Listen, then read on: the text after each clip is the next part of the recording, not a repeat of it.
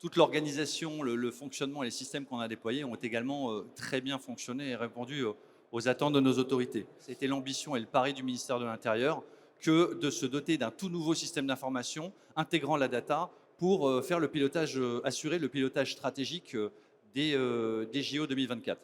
Les JO, pour se représenter ce que c'est en termes de préparation, de conduite, de logistique, c'est 40 Coupes du Monde en même temps. Il n'y a pas de plus grand événement au monde que puisse accueillir un pays que les Jeux Olympiques.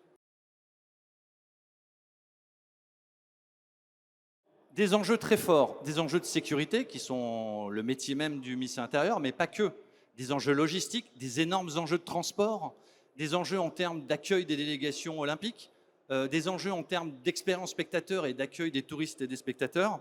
Tous ces enjeux devaient être pris en compte à la fois par le Centre national de commande stratégique qui a été créé pour l'occasion au ministère de l'Intérieur, mais également par les outils qui l'ont équipé et qui ont été utilisés par les opérateurs. Le sponsor principal, c'était le conseiller sécurité numérique du ministre lui-même.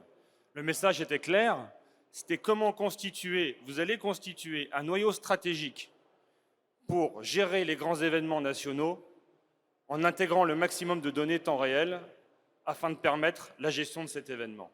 Et on avait 4 mois, pas plus, pour permettre, dès le début de la Coupe du Monde de rugby, de livrer ce qu'on appelle un MVP, mais un produit minimum viable, ou appelons ça quelque chose d'opérationnel et d'efficace, qui répond déjà à la commande du ministre.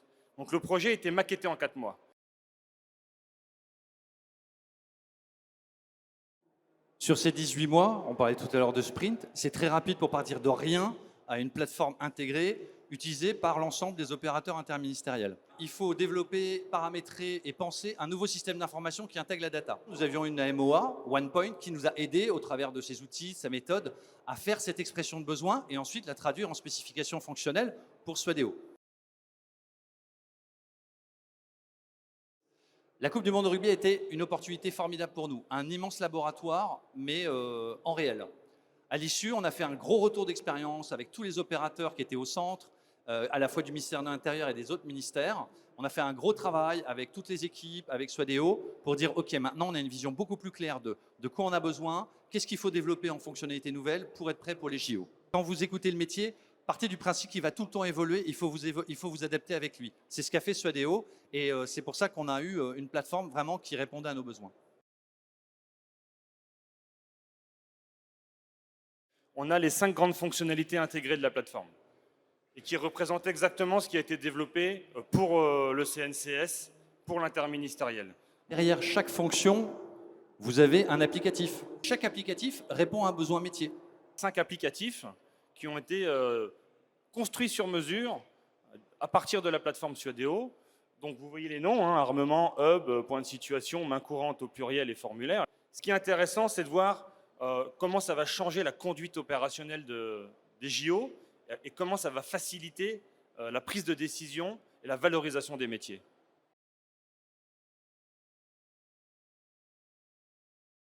On a plein d'outils, on a plein de systèmes d'information, mais ils sont tous en silo. Là, on a développé une plateforme qui est intégrée, interfacée avec d'autres systèmes d'information du ministère de l'Intérieur, qui était interfacée avec des systèmes d'information du comité d'organisation, du CIO, et en plus tout ça en respectant, on va dire, une norme assez élevée en termes de cybersécurité, avec une gestion des droits d'accès. La promesse tenue, c'est qu'on a réussi à traiter une grande masse de données et de plus concentrer et valoriser nos opérateurs sur l'analyse de la donnée.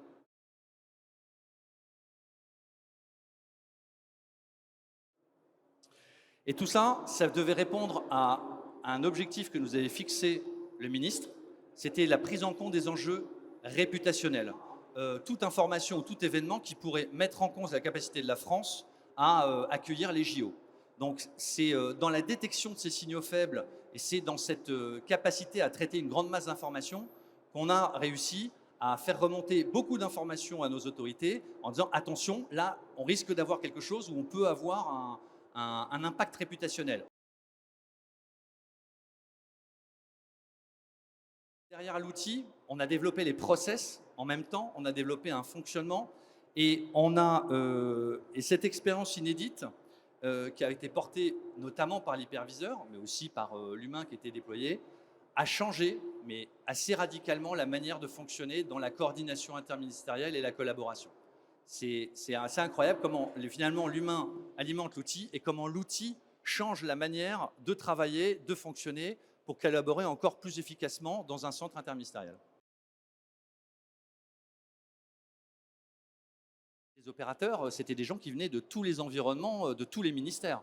On a eu plus de 1000 officiers de liaison qui sont passés en 4 mois, avec des gens qui n'étaient pas du tout férus de numérique.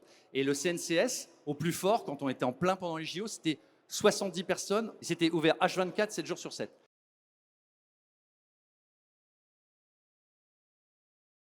La main courante, nous, côté ministère de l'Intérieur, une main courante, c'est là où on recense tous les événements sur le terrain. Au moment où on a commencé à travailler avec Assuadeo, il n'existait pas de main courante interministérielle qui pouvait être utilisée par tout le monde, tous les services, tous les ministères de manière intégrée et collaborative. Ça n'existait pas. En fait, on aimerait avec vous créer, nous, la main courante idéale, celle qui pourrait être utilisée par tout le monde, formée en un quart d'heure et hyper efficace. Ben, on l'a fait et ça a très bien fonctionné.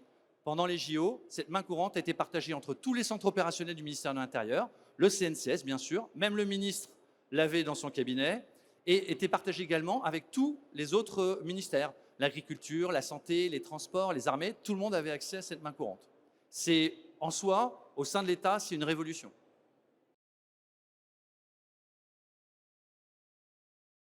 On ne peut pas évoquer un tel sujet sans parler de sécurité. Et la sécurité, elle est reposée sur 2 piliers stratégiques, mais il y a Eric Tickel, sous-directeur de l'innovation du ministère de l'Intérieur, qui vous en parlera mieux que moi dans le stand d'après.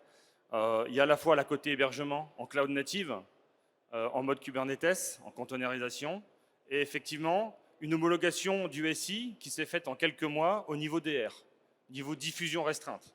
Voilà, pour permettre que tout ce qui soit et qui s'y rentre donnant comme information, ce soit complètement étanche. Et ça, pour une solution française, cette étanchéité qui était garantie pour les JO, c'était quand même indispensable et ça a été réalisé dans des délais extrêmement courts. Dès le départ, ma chaîne SSI a été intégrée au projet. C'est-à-dire que quand sur certains développements, certaines fonctionnalités, ma chaîne SSI, qui gérait tous les droits d'accès, me disait « Là, Christophe, on prend un risque, on crée une vulnérabilité », eh bien, on a fait autrement, ou alors on a décidé de ne pas le faire. Et cette homologation en février 2024, en moins d'1 an, ça n'avait jamais été vu, nous, au niveau du ministère de l'Intérieur. On est sur une solution qui est sûre et sur laquelle on peut travailler en sérénité avec de la donnée qui, par définition, est quand même sensible. Dans notre projet, ça n'a jamais été les techs qui ont décidé. Ça a toujours été le métier, les opérateurs. Les solutions qui ont été développées, elles ont toujours été faites au profit du métier, au profit des opérateurs et de l'humain. Enfin, on nous écoute et enfin, on tient compte et on prend en compte nos besoins et nos demandes. Et cette expérience utilisateur, elle a été au cœur de tout ce projet. Pendant ces 18 mois intenses et non-stop, c'était un pari fou, hein. Pour moi, cette réussite, elle repose essentiellement sur un sponsor fort, le ministre et son cabinet, qui nous a donné les moyens financiers, humains, pour travailler vite et bien, qui nous a laissé beaucoup d'autonomie et d'initiative, nous, l'équipe projet, pour dire on vous fait confiance, on vous donne les clés du camion, ce qu'on veut, c'est que ça fonctionne. Et le facteur humain, en fait, on s'est tous entendus, on s'est tous écoutés, on a tous travaillé ensemble de manière complètement intégrée, hein, mais vraiment, Suadeo était avec nous au CNCS, en permanence, on travaillait, on a accéléré ensuite tout ce qui était les revues de backlog, on le faisait jusqu'à 2 fois par semaine. Bref, on a en permanence adapté la méthode et on a travaillé de manière très étroite, pas en silo. Et ça, pour moi, c'est les bonnes personnes au bon endroit au bon moment. On peut vous applaudir. Merci pour ce témoignage assez exceptionnel quand même. Merci beaucoup.